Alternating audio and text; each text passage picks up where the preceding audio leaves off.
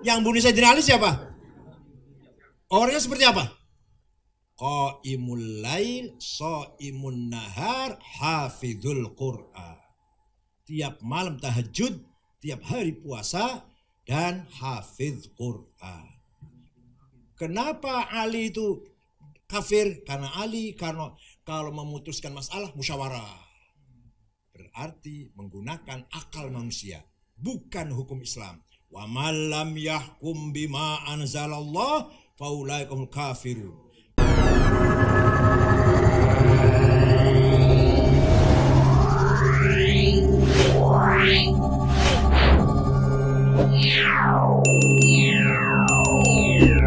Kan bubar.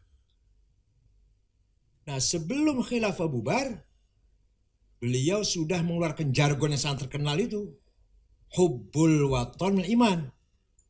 Punya gagasan nasionalisme yang religius. Jangan sampai nasionalisme yang sekuler. Maka keluarlah jargon hubbul waton minal iman. Nasionalisme bagian dari iman. Anda nasionalis harus bertuhan, Anda beriman harus nasionalis. Soalnya dia udah tahu khilafah akan bubar. Betul? Bahkan man mata li ajli watanihi mata syahidan. Wa man khana li watanihi halalun damu. Itu Mbak Hashim itu. Barang siapa mati demi negaranya, demi tanah airnya, syahid. Bukan hanya demi agamanya.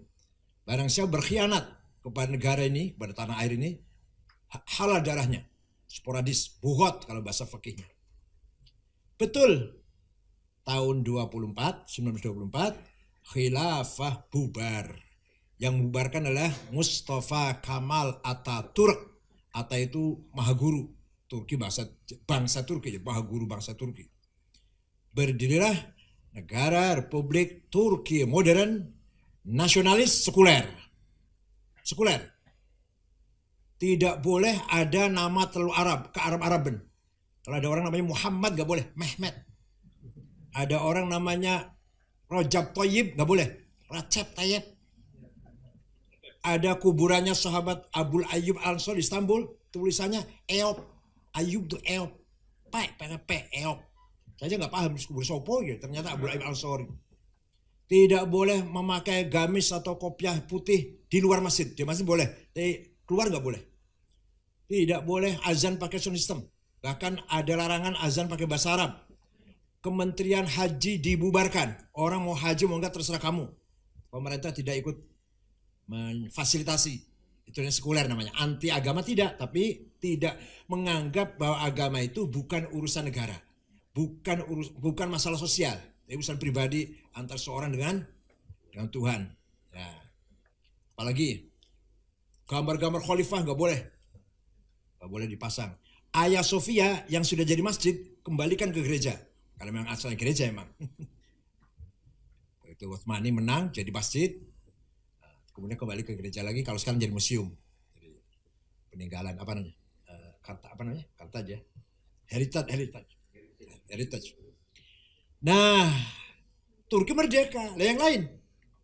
Irak, Suriah, Mesir, Sudan, Aljazair gimana? Karep-karepmu. Itu nggak karep-karepmu. Saya nggak urusan, terserah kamu sana. Kira-kira gitu, kira-kira bahasa saya gitulah. Nah, ada ulama kumpul di Al-Azhar tahun 25, mencoba membangun khilafah lagi. 2 hari 2 malam, ulama Pakistan, belum pada Pakistan, India. Ulama India, Arab, Afrika kumpul, gagal kesepakatan membentuk khalifah lagi. Kriteria khalifah itu bagaimana? Kalau sudah ada cara milihnya gimana? Kalau sudah terpilih yang mengesahkan, yang membeat, yang melegalitas siapa? Itu akhirnya ulama itu ittafaqu ala alla yattafiqu. Sepakat untuk tidak sepakat, bubar jalan, balik kanan. Tahun 31 berdirilah pertama kali partai politik di Arab. Baru ada partai politik di Arab tahun 31. Namanya Ba'ath. Pendirinya orang Kristen Ortodok dari Damaskus. Namanya Mitchell Aflaq. Kebetulan menantunya Golda Meir, Perdana Menteri Israel pertama. Partai Ba'ath ini Watoniyah, Ishtirakiyah, Almaniyah, nasionalis, sekuler, sosialis. mengkader pemuda-pemuda Arab agar melawan penjajah dengan semangat nasionalisme, dengan semangat nasionalis. Dari Suriah, Abdul Karim Qasim, nanti akan punya murid, akan punya anak buah, Abdul Karim Qasim, Hafid Asad, Abdul Halim Khaddam, Said Mu'allim, Mu'allim As-Sayyid. Irak, Hasan Bakar, yang akan punya anak buah, Saddam Hussein, Tariq Aziz, Toyas Ramadan, Ibrahim Hamudi. Dari Mesir, Zakaria Muhyiddin, yang akan punya anak buah, Muhammad Najib, Jamal Nasir, Anwar Sadat. Dari Libya, Abdul Salam Jalud, nanti akan diteruskan oleh Muammar Gaddafi. Dari Aljazair, bin Bella, Harbu Madian, Syadri bin Jadid. Dari Sudan, Ja'far Meri. Dari Tunis, Habibur Ghaibah. Itu semua yang saya sebut namanya itu semuanya itu nasionalis, sosialis, sekuler. Paham betul?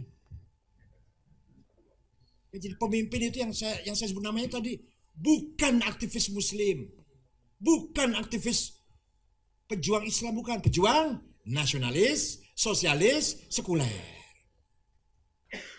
Tahun 37 baru umat Islam membentuk partai politik. Namanya Ikhwanul Muslimun. Yang membentuk adalah namanya Syekh Hasan Banna, orang Maroko tapi tinggal di Mesir. Beliau ulama moderat, ulama Sunni moderat, Sufi juga malah, beliau Sufi. Ya, membuat cabang-cabang seluruh Mesir, Sudan, Suriah, Irak, sudah ada ikhwan semua. Tahun 42 ada aktivis pemuda ikhwan, Banser kalau kita lah. Kalau kita Banser, membunuh Perdana Menteri Mesir.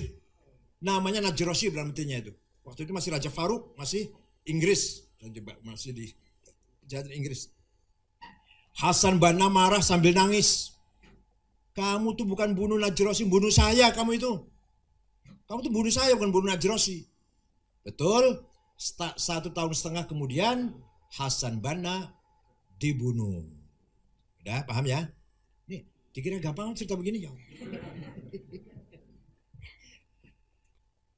Kalau sama orang lain mahal ya, sini nggak apa-apa. Ada usaha gampang.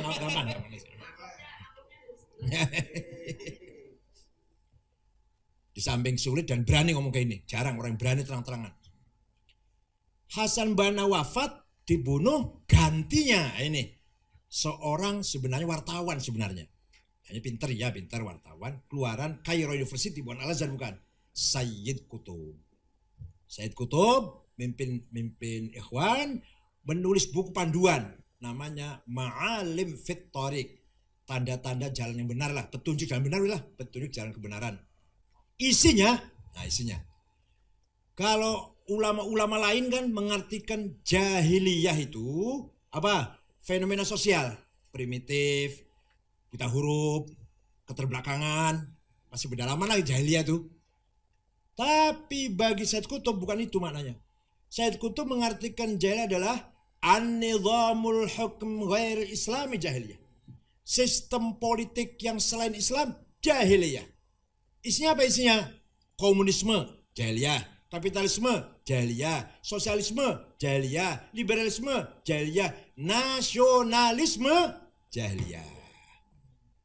Karena menurut Sayyid Qutb, sistem nasionalisme yang bawa siapa? Yang bawa siapa? Michel Aflaq. Michel Aflaq dari mana? Michel Aflaq ngambil sistem itu dari mana? Dari Ernest Renan. Seorang yang menulis What is a Nation tahun 1895 dari Prancis. Itu. Nah. Ringkas cerita, ikhwan jadi galak, jadi ekstrem radikal jadinya. Menganggap semua yang bukan khilafah jahiliyah. Ya, dalam Islam, dalam Quran dikatakan jahiliyah kan harus diperangi. Tahun 65, ringkas cerita ini, ringkas. Kalau nggak ringkas 2 bulan saya ngomong di sini. Ringkas cerita, tahun 65, ikhwan dibubarkan oleh Presiden Jamal Nasir, Sayyid Qutb, Ashmawi, Zaki Muhandis, Hasan Hudaybi, Umar Tilimsani digantung di Tahrir Square. Pemimpin misalnya nih, kalau pemimpin MWC banyak dibunuh. Pemimpin MWC nggak usah dihitung lah, MWC aja. Ini yang pusatnya. Ikhwan dibubarkan, radikalisme semakin menjadi-jadi. Tahun 69 lahirlah kelompok namanya Jama'atut Takfir wal Hijrah. Pendirinya namanya Syukri Ahmad Mustafa. Apa isinya? Tahrimu khurujil mar'ah minal bait lidirasa'ul amal. Haram perempuan keluar dari rumah. Baik untuk kerja, untuk belajar, untuk sekolah. Pokoknya haram keluar. Tahrimu qabdil ma'ash min hukumah. Haram menerima gaji dari pemerintah. Tahrimul qada fil mahkamah hukumiyah. Haram berperkara ke pengadilan. Tahrimu qira'atil jaraid wal majallat wal masyurat. Haram baca koran, majalah, apalah, brosur. Walhasil li'annahum, karena mereka itu kata Syukri Mustafa, li'annahum kuffar. Semua orang yang tidak masuk dalam Jama'atul Hijrah kafir. Halalun dima'uhum. Syekh Azhar, Syekh Turki Sufiyah, Hufadil Quran, ulama, semua kafir. Halal darahnya semua. Itu Jama'atul Hijrah. Ada lagi sempalannya ini setelah ikhwan dibubarkan, ada lagi namanya tarbiyah.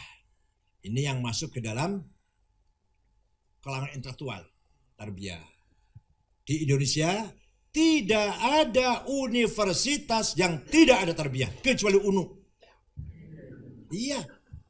UI, IPB, ITB, Undip, ITS. Dan nanti kalau mereka sudah tamat jadi pejabat di PLN, di Telkomsel. Makanya jangan heran pemandangan kita kalau masuk ke kantor itu jenggot. Tapi ini kalau ini jenggot ideologi. Kalau masih jenggot ideologis, ini yang saya paling jenggot ideologis. Cingkrang, jidat hitam, silakan masuk ke PLN, Telkomsel. Dari lewat tarbiyah. Tarbiyah itu melalui kajian-kajian. Pertama baca buku itu. Bagaimana baca Quran dengan tafsirnya, ayat jihad, ayat perang. Itu yang kedua, ketiga mulai disiplin, keempat baiat. Nah kalau yang baiat itu sudah mulai yang menolak banyak nggak ikut keluar kalau sudah sampai baiat. Jadi kalau 1, 2, 3 banyak, udah masuk keempat baiat, ya menggulingkan pemerintah yang sah dan mengganti dengan khilafah. Ayo Pancasila dengan Quran baik mana? Ya pasti baik Quran. Ayo Jokowi dengan Nabi Muhammad baik mana? Ya baik Nabi Muhammad. Itu pertanyaan salah. Pertanyaan salah. Gak usah dijawab. Kalau yang benar, pertanyaan benar. Soal jawabnya gimana terserah. Pancasila dengan anggaran dasar Malaysia baik mana? Anggaran dasarnya Pakistan baik mana? Nah itu, benar itu pertanyaan. Jokowi dengan presiden Pakistan baik mana? Nah itu, benar itu. Tapi kalau Pancasila dengan Quran, Jokowi dan Muhammad itu sama dengan makan sate dengan naik Avanza, enak mana? Iya, nggak nyambung. Ini Bu Sukmawati lagi, aduh ya Allah, ini ada saja nih. Nabi Muhammad dengan Soekarno. Dah, nggak apa-apa kali Bu Sukmawati nggak usah dijawab lah. Ya memang segitu kualitasnya, nggak akan ada pengaruhnya apa-apa. Nah ini, jadi itulah tarbiyah. Ada lagi yang masih bikin partai politik tapi namanya tidak ikhwan, yaitu Erdogan. Partai Ikhwan Erdogan itu namanya apa? Apa namanya? Hizbul Adalah Warrafahiyah. Terjemahkan nggak? Terjemahkan nggak?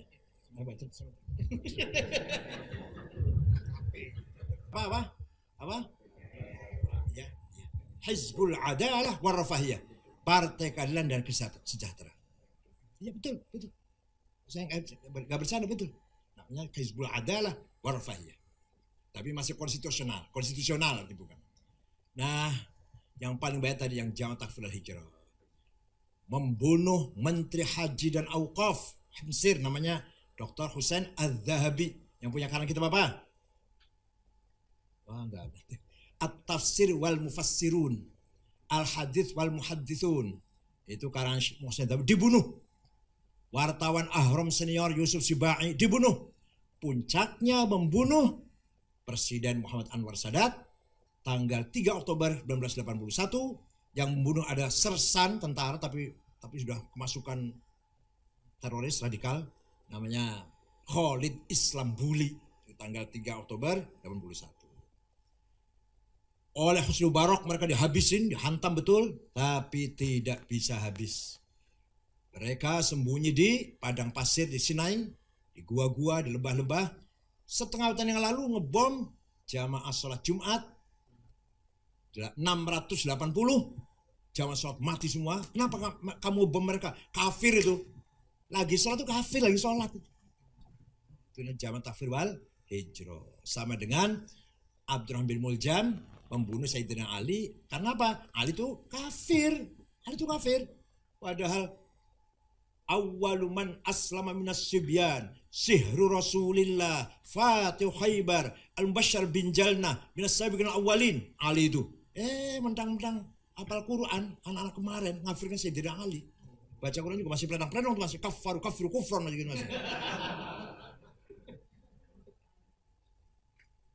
Baru tobat kemarin. Ya Allah. Begitu pula Amr bin As, Muawiyah akan dibunuh pada pagi itu, tapi yang berhasil membunuh cuma Sayyidina Ali. Karena Sayyidina Ali keluar mau ngimami sholat subuh. Yang gubernur Amr bin As di Mesir, gubernur Muawiyah di Syam tidak keluar, entah sholatnya di rumah atau sholat subuhnya kesiangan, kira-kira itu. Selamat dia, hati-hati yang keluar sholat subuh jam 4 tuh, hati-hati. Novel Baswedan siram matanya tuh karena sholat subuh. Nah, yang nyiram Sayyidina Ali siapa? Yang bunuh Sayyidina. Yang bunuh Sayyidina Ali siapa? Orangnya seperti apa? Qaimul lail, shaimun nahar, hafizul Qur'an. Tiap malam tahajud, tiap hari puasa dan hafiz Qur'an. Kenapa Ali itu kafir? Karena Ali kalau memutuskan masalah musyawarah. Berarti menggunakan akal manusia, bukan hukum Islam. Wa man lam yahkum bima anzalallah faulaikumul kafirun. Barang siapa yang menjalankan hukum Allah kafir. Ali pakainya akal manusia itu.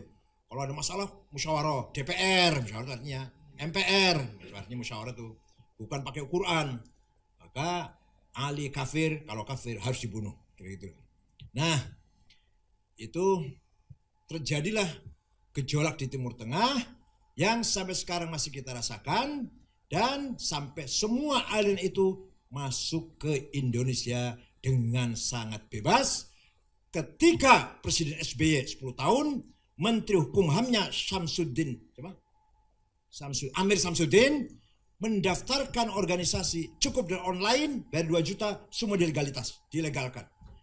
Indonesia satu negara yang punya organisasi LSM 342.000 di Indonesia ini organisasi ini.